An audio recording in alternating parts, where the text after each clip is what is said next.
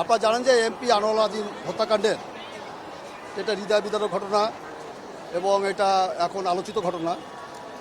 এই ঘটনায় আজকে গতকালকে এই ঘটনাতে দুজন আসামি, একজনের নাম হচ্ছে ফয়সাল আল সাহাজি এবং আবার বলে সাজি নামেও ডাকে, আরেকজন মোস্তাফিজুর রহমান ফকির।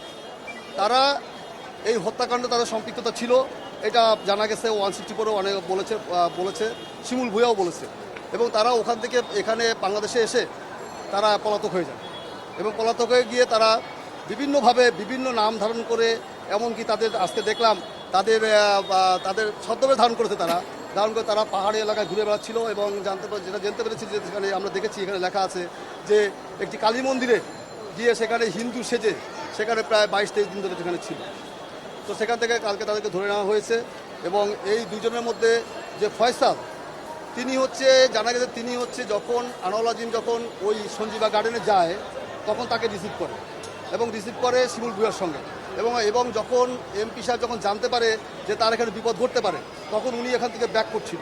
যখন ফিরে আসছিল তখনই কিন্তু এই ফয়সাল একটি রুমালের মধ্যে ক্লোরোফর্ম নিয়ে তাকে মুখে চেপে ধরে এবং সেখানে সে অজ্ঞান হয়ে যায় এবং পরবর্তীতে এই যে মোস্তাফিজ সহ অন্যরা তাকে বেঁধে রাখে এবং বেঁধে তাকে নির্মমভাবে হত্যা করে।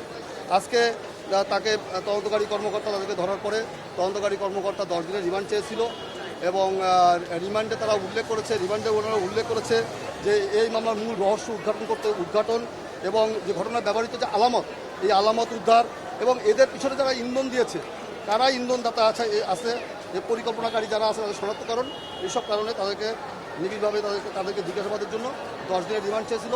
বিজ্ঞ আদালত সন্তুষ্ট হয়ে তাদেরকে 6 দিনের রিমান্ডে মঞ্জুর করেছে।